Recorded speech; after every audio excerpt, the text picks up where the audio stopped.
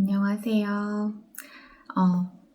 한강 작가님의 노벨 문학상 수상 소식 이후에 한강 작가님 작품을 다 읽어보기로 도전하고 시도해본 은희엔입니다. 드디어 다 읽었는데요. 다 읽고 난 후에 이런 리뷰 영상을 찍어보고 싶었거든요. 오늘 얘기하고 싶은 작품은 소년이 온다인데요. 제가 처음 읽은 한강 작가님의 소설이 소년이 온다입니다. 사실 소년이 온다는 워낙 유명했죠. 그리고 저도 한강 작가님 소설 소년이 온다와 채식주의자를 대표적으로 알고 있었는데 노벨상 수상하시기 전까지 부끄럽게도 한 권도 읽어보지를 않았었어요. 그 소년이 온다가 5.18 관련 작품이라는 걸 알았거든요. 그래서 도저히 못 읽겠는 거예요. 제가 경험한 사건은 아니지만 제가 광주 사람으로서 광주에서 태어나서 학교 다니면서 살면서 알게 된 수많은 것들, 사연들, 그런 것들을 아는 상태로 이 책을 읽으면 너무 무너져 내릴 것 같아서 의도적으로 피했었습니다. 약간 여담으로 말씀드리자면 제가 학창시절 때 선생님들, 내 선생님뿐만 아니고 그냥 어른들, 제가 만났던 어른들은 다 그때 살아남은 분들이잖아요. 광주에 안 계셨거나 아니면 광주에 계셨지만 다행히 무사하셨거나 그런 분들과 저는 대화를 하면서 컸잖아요. 그래서 이제 5월 18일이 되면 선생님들께서 나 그때 중학생이었는데 뭐 이랬어. 나 이때 대학생이었는데 이랬어. 이런 말씀을 해주셨거든요. 그런 뉴스에 나오지 않는, 다큐멘터리에 실리지 않은 그런 어른들이 경험했던 저마다의 이야기를 이제 다 듣고 자란 사람으로서 소년이 온다를 읽는 것은 너무 힘든 일이 될 것 같아서 피했다가 노벨 문학상 수상 소식을 듣고 드디어 용기를 내서 이제 읽어봤습니다. 저는 뭔가 소설이 좀 읽기가 너무 힘들 거라고 생각했어요. 한 장 한 장 넘기기가. 그런데 막상 읽어보니까 굉장히 술술 잘 읽히더라고요. 소년이 온다는 화자가 계속 바뀌는 소설이잖아요. 그래서 굉장히 독특한 느낌을 받았고 또 제가 몰랐던 그런 이야기들도 소설을 통해 알게 되어서 또 다른 충격을 받고 그러기도 했습니다. 저는 이제 소설이 기승전결이 있을 거라고 생각을 했나 봐요. 저도 모르게. 그래서 맨 마지막에 가서 내가 울게 되지 않을까 이렇게 생각을 했는데 사실 되게 초반 부분부터 바로 눈물이 터져 나와서 막 울면서 읽었는데요. 거기에 이제 중학생이 나와요. 엄마가 데리러 오거든요. 근데 안 가요. 그래서 이게 소설이고 또 이미 일어난 역사적 사건이고 그 학생 한 명이 집에 가서 살았다고 해서 다행인 상황이 아닌 걸 저도 알죠. 그런데 그걸 알지만 이 책을 읽는 독자로서 제발 그 아이가 집에 갔으면 좋겠는 거예요. 엄마가 결국에 저녁 먹기 전에는 와라잉? 뭐 이런 식으로 이제 말씀을 하시거든요. 제가 그 부분에서 무너진 거예요. 그 말투가 그 사투리로 이렇게 적혀 있는 게 마치 우리 엄마나 우리네 할머니가 말씀하시는 것처럼 저는 느껴졌거든요.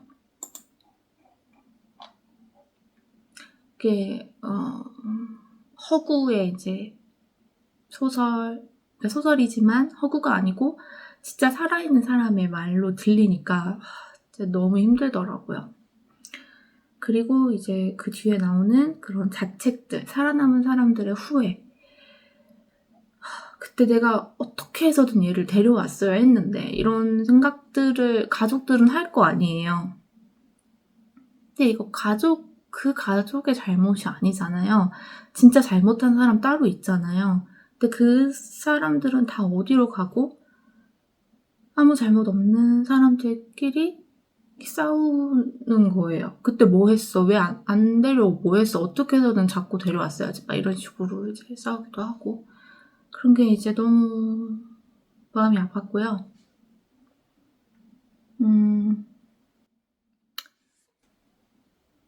저는 이제 한강 작가님이 노벨 문학상을 받으신 게 작품으로 받은 게 아니고 사람이 받은 거잖아요.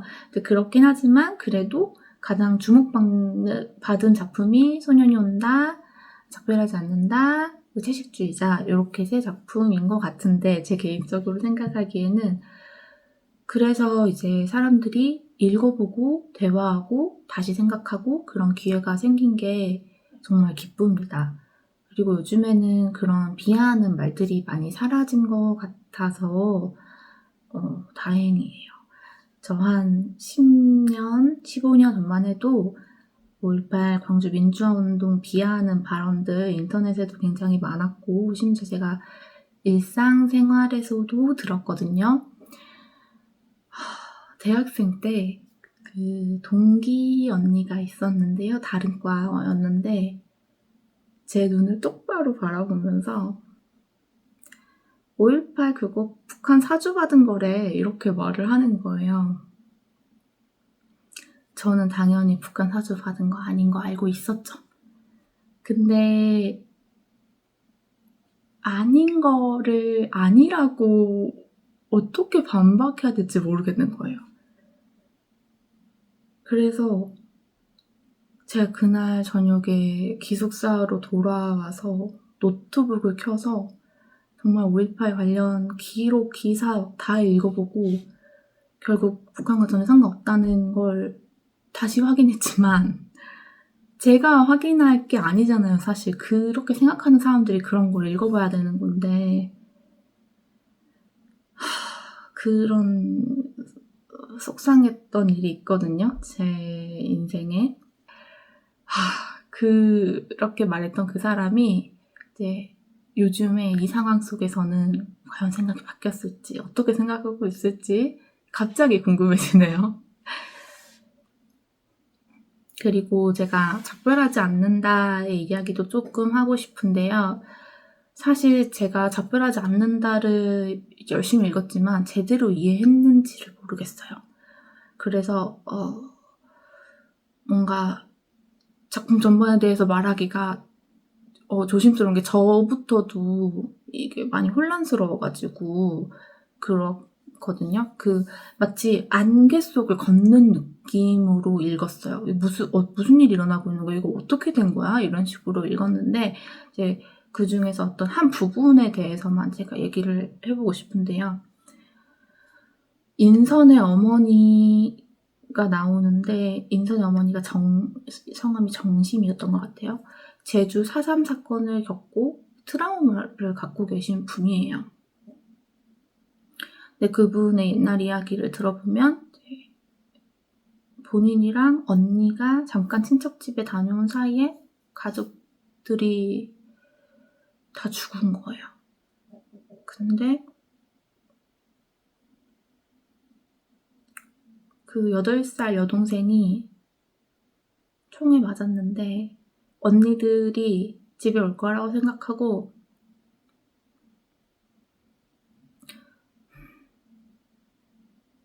집까지 기어간 내용이 나와요. 거기서 또 제가 진짜 미치겠는 거예요.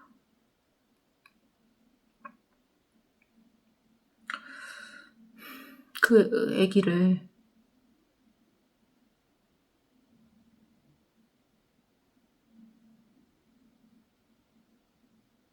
그 젖먹이 아기까지도 막 다 희생시켰다는 이야기가 소설 속에 나오거든요. 무엇을 위해서라고 물으니까 절멸시키기 위해서. 뭘 절멸해? 빨갱이들을 이렇게 나오거든요. 제가 제주 4.3 사건에 대해서 알고 있다고 생각했죠. 근데 또 몰랐던 것들이 소설 속에 있었고 그런 걸 읽으면서 너무 충격적이었고 마음이 아프고 이것들을 어떻게 해야 될지 모르겠는 거예요. 이제 와서 되돌릴 수도 없고 그 방법이 없다는 게 마음이 너무 아팠어요. 이미 벌어진 일이고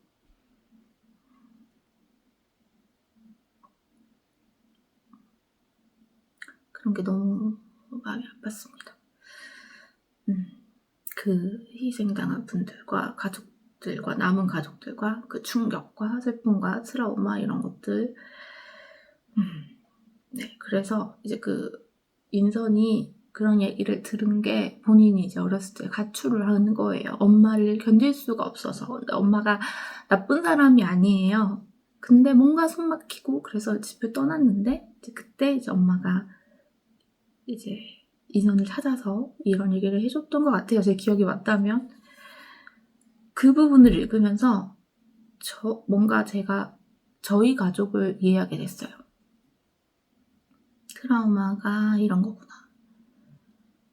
제가 저의 주 양육자셨던 분들에 대해서 답답하게 생각했던 것들, 그리고 지금도 이해할 수 없는 것들이 어쩌면 젊었을 때 겪으셨던 그런 깊은 상처에서 비롯된 거였을 수 있겠다 하고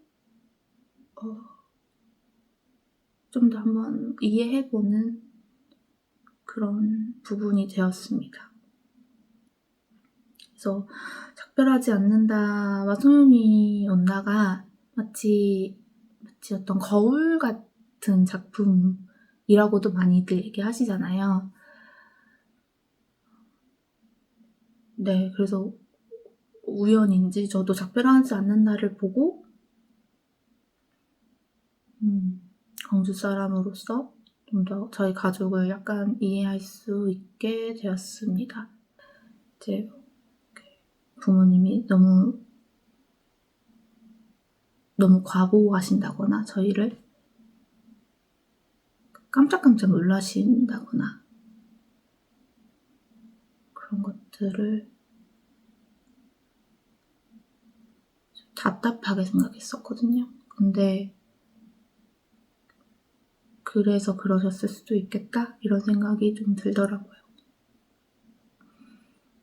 네, 이렇게 소년이 온다만 주로 얘기하려고 했는데 작별하지 않는다까지 같이 얘기를 해보게 됐습니다.